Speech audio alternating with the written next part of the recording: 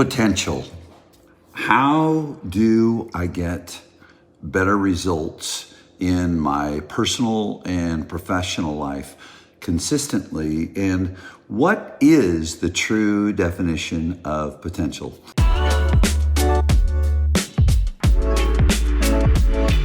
Hey, it is John Cheplack, and I was recently in Houston and had an opportunity to speak with a group of arguably an aggregation of some of the highest performers in North America. Fortunately, I get to do that a lot, and certainly it is a privilege. And they all had invested their time, which quite frankly, for 2 or 3 days to come to an event and invest the time away from their business is probably about 10 times more costly than the registration fee for the event. But even after the event, there was a group, about 12, that wanted to go deeper. They wanted to go further. And when we were sitting at a VIP dinner, which they had invested in to go deeper, we talked about all kinds of different strategies and tactics and where people are having some success. A great collaboration, me sharing some of the things that I see. I hope so, because they paid for the VIP dinner to spend some time with me. But I think they want to spend some time with people that invest in their business and have a desire for more. It was very, very interesting because we talked strategies and tactics, but then they honed in on the one thing, and that is commitment, that is consistency, that is discipline, so that they can experience their full potential.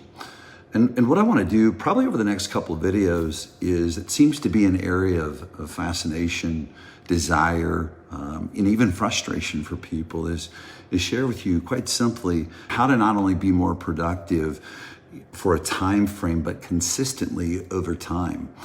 And we got into it, and the first thing that I want to do is I want to take it down to its simplest of terms and some framework that I was taught many years ago that I have used consistently for myself personally and those I work with. Now, as you're watching and listening to this video, what I want you to do is put yourself in the place, 3 different places, if you will. This message is relevant for a leader who's leading other people. This message is relevant for a leader who needs to focus on self-leadership for themselves.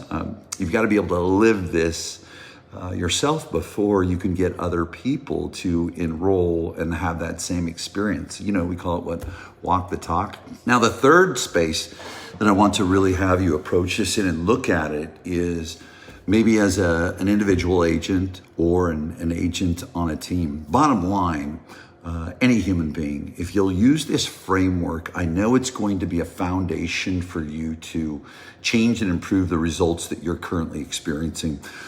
So the number one thing that we must be is open, okay? And open means that we will listen.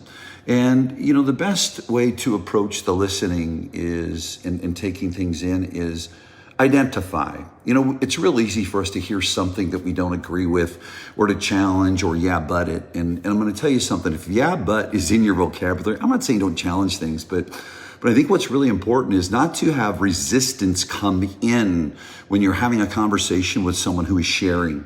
When you are at an event or a mastermind, keep the resistance, get rid of the resistance. Come with curiosity, 100%. Come with curiosity, but here's what I want you to identify. Don't judge, identify. So be open, you'll listen. That's step 1. Don't judge, identify. Number 2, willingness. Have a willingness to question it by testing it. Whatever you hear, whatever someone shares with you, question it by testing it. And so go out and take the action.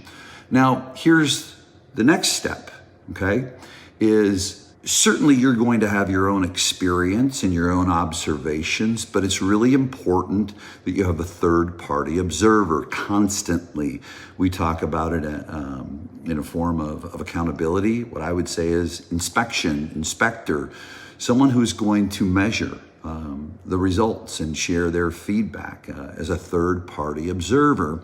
And you must be open to that inspection or accountability. So we've got openness, you'll listen; willingness, you'll question it by testing it. Number 3, you're going to have someone inspect it, okay? And you're going to listen to that feedback from that third party observer. Again, being open, okay?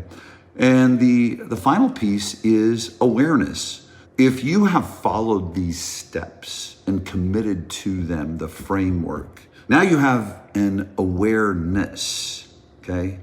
Openness, willingness, inspection, and awareness. That's a consciousness about how you show up and or don't when you take an action, when you take a new action, when you take an action that is going into a realm beyond where you have been. That's where potential is.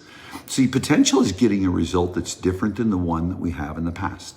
It's really, really simple. So what you must carry back, the final piece, is awareness. And that's having conscious thoughts about your unconscious behavior. Let me say it again. Having conscious thoughts about your unconscious behavior. And let me break this down. I'm going to see many people this week at the recording of this video at an event. And it's going to be 2 full days pulling back the curtain on an operation. And they are going to get systems, process, procedures, strategies, and tactics. And a great percentage of people will go back excited and won't take action. And maybe they were open. They came to listen and identify, not judge. And maybe they were willing. They were going to question it by testing it, okay? But then the other pieces come into play for consistency, right? Was there a specific commitment of what you were going to do by when, so someone could inspect it, right? That's where the breakdown is. And then, have that continued awareness of what worked, what didn't work, what you need to change, right? So then you can have those conscious thoughts about your unconscious behavior instead of going back to what we've always done. We go to a seminar, we get excited, we say we're going to do things, we come back and confuse everyone at the organization, and then we go back to the same old thing. That's called a pattern.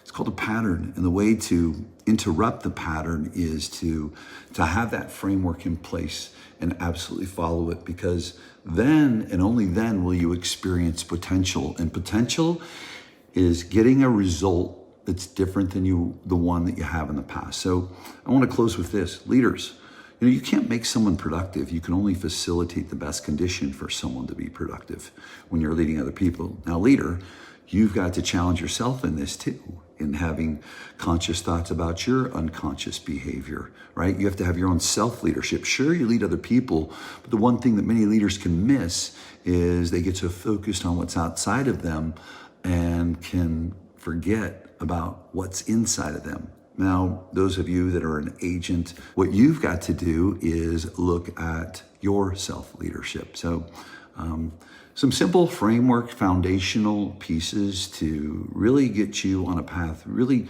to support change, right? Change is uncomfortable. Change ultimately is growth. But change and discomfort is what is going to get us the experiences we want to have in our personal life. And that's why we do what we do. It's why I share this video, A, because I want to serve other people. B, I want to have other people be able to create wonderful experiences in their life. And I certainly want to do the same too, because if I can do that, it gives me, quite frankly, the resource to go impact other people until the day I fall over. Some great framework for you to make some changes, have some business growth, and gain some consistency. Stay tuned as I continue on this series to support you with what it takes to be productive, to be consistent, and have the experiences that you want to have.